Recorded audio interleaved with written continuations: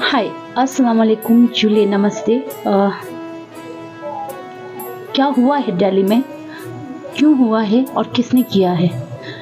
आप जो पिछले वीडियोस बनाई थी इसीलिए बनाई थी ताकि हर एक बच्चा सेफ रहे, हर एक चाइल्ड सेफ रहे।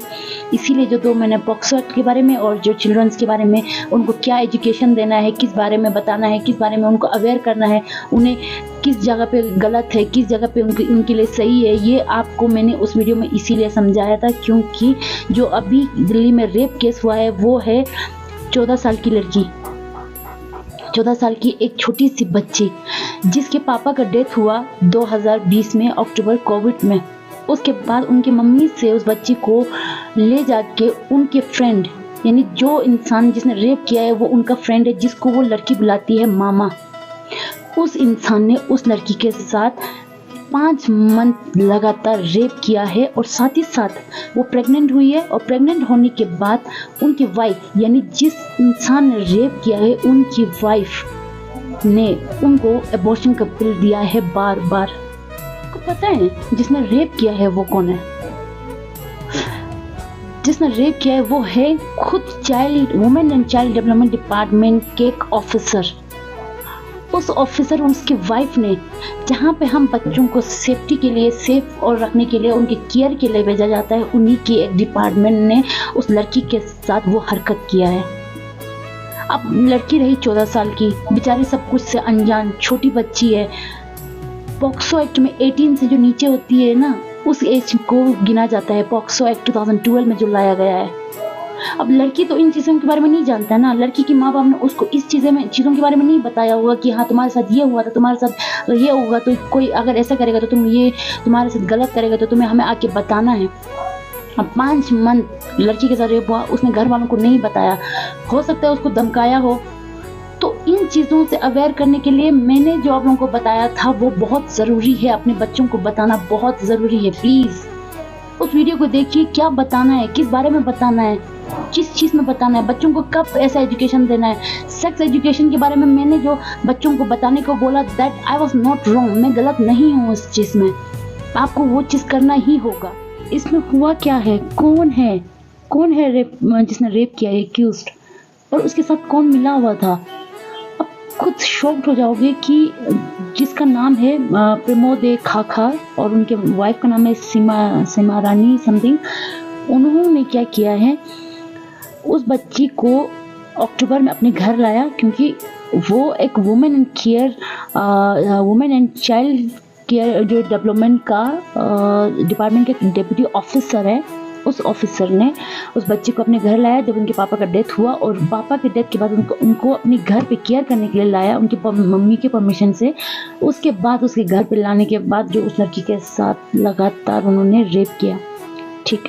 उसके बाद उसकी वाइफ जिसने उनके साथ देकर उस बच्ची को अबॉर्शन का पिल्स दिया बार बार।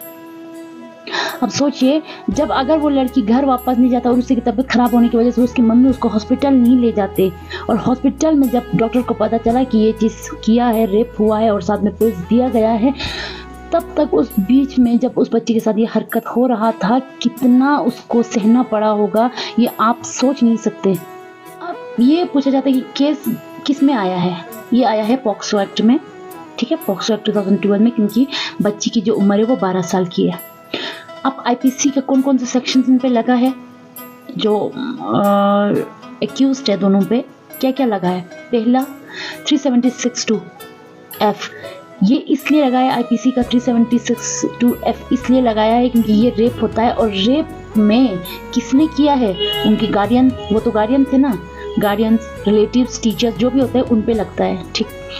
दूसरा आता है 509 आउटरैगिंग वुमेन मॉडेस्टी, यानी सिर्फ फिजिकली नहीं, उसको मेंटली टॉर्चर करना, उसको गाली देना, उसको इंसल्ट करना, ये आता है 509 आईपीसी में, ये उनकी पनिशमेंट है।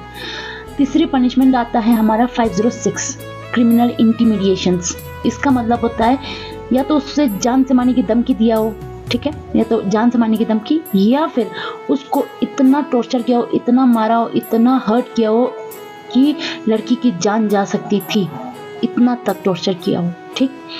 अब आती है 323 कॉजिंग हर्ट, यानी बच्ची को चोट पहुंचाना। बच्ची को अंदरूनी चोट या बाहर चोट जो भी चोट पहुंचाना है वो आता है 323 में आईपीसी के section 313 causing miscarriage without women consent. इसका मतलब होता है बिना बच्ची से पूछे या बिना किसी औरत से पूछे बच्चे को गिराने का दवाई देना, बच्चे को गिराना, ये होता है क्राइम और ये आता है सेक्शन 313 ऑफ आईपीसी का। ठीक है, उसमें फिर लगा है 120 बी क्रिमिनल कॉन्स्पिरेंसी। इसका मतलब होता है उसमें सिर्फ एक नहीं दो लोगों ने इस क्राइम को किया है। 2 लोग थे इसमें जिसने कॉमन इंटेंशन यानी पता होते हुए इस क्राइम को किया है। ठीक, अब इसके साथ साथ section 6 and section 21 of POCSO act का भी लगता है।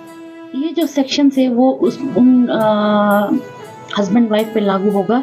और मतलब ये चीज़ मैं भी शॉक्ड हूँ कि ऐसे लोगों को डिपार्टमेंट में हायर करता कैसा है, कौन करता है, क्या उसकी बैकग्राउंड चेक करता है। हमारे देश में जितने भी रेप केसेस होती है उसमें इतनी आसान पनिशमेंट करता है यार कि रेप होता रहता है, आज तक नहीं रुका है ये चीज़। खुद मुझे बताइए, जब ऐसे हमारे डिपार्टमेंट्स में ऐसे ऑफिसर्स हैं और इनको जो पहले तो उनको मैं पूछना चाहूँगी जिन्होंने इनको एज ऑफिसर बनाया है इस चीज़ के लिए, और कितने होंगे क्या पता उस डिपार्टमेंट में कितने लोग ऐसे होंगे। फर्स्ट ऑफ ऑल ये बात है। दूसरी बात, आप मुझे ये बताइए, जब ऐसे डिपार्टमेंट में हमारे बच्चे सेफ नहीं है, हमारी चाइल्ड सेफ नहीं है, हमारे, तो आपको क्या लगता है कि आपके एरिया, आपके रिलेटिव्स, आपके रिश्तेदार, आपके जो स्कूल में बच्चे भेजते हैं, क्या वहाँ पे भी ऐसे लोग नहीं होंगे?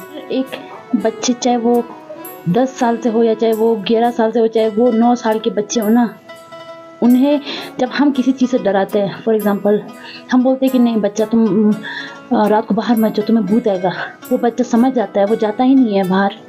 वैसे ही अगर आप लोग उनको सेक्स एजुकेशन के बारे में बताते हैं, उनको रेप के बारे में बताते हैं, उनको इन चीज़ों कहाँ पे किस चीज़ में अगर आपको कोई ऐसा हाथ लगाता है, गलत जगह कौन सा है, सही जगह कौन सा है, ये चीज़ समझाना आप लोगों की रिस्पॉन्सिबिलिटी है। तभी जाके आपके बच्चे अगर ऐसा कुछ होता है तो आपके पास आके बोले कि मम्मी पापा मेरे साथ ये हो रहा है, वो अंकल, वो आंटी, वो जो भी है, लड़का लड़की जो भी है, वो मेरे साथ ये कर रहा है, तो आपको आके बताए ताकि इस लड़की की तरह वो लोग इस दलदल में बार बार फंसते ना जाए।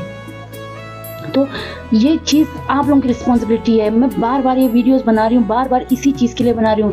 जिस जब मैंने वीडियो बनाया उसी अगले 2 दिन में ये न्यूज़ आ गया। मैं इसी चीज़ के लिए इसी वीडियोस बनाती हूँ ताकि सो प्लीज़ गाइस, ये फिर से रिपीट कर रही हूँ कि save your girl child and boy child from this kind of sexual offence. ऐसी चीज़ों की ऑफेंसेस से अपने बच्चों को, अपने बच्चियों को बचाइए। और इसके लिए आपको हर एक चीज़ की नॉलेज होना चाहिए। सेफ्टी की हर बच्चे को एक चीज़ की नॉलेज देना आजकल बहुत ज़रूरी हुआ है।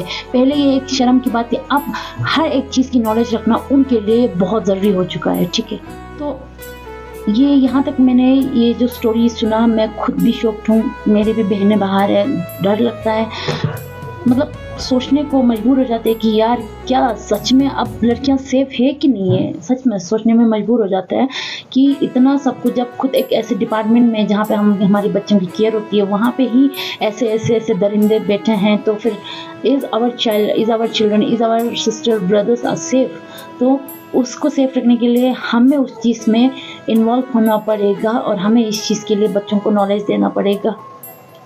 So please, this is a high request from me, की रिक्वेस्ट है, इस चीज़ को ध्यान से जानिए। मेरे पिछले वीडियोस में देखिए कि आपके बच्चों को क्या एजुकेशन देना चाहिए, या फिर मेरे पॉक्सो एक्ट के बारे में पढ़िए कि अगर आपके बच्चों के साथ ऐसा होता है तो क्या क्या होता है, किस चीज़ की पनिशमेंट उनको मिलती है, ये पूरा जाके देखिए।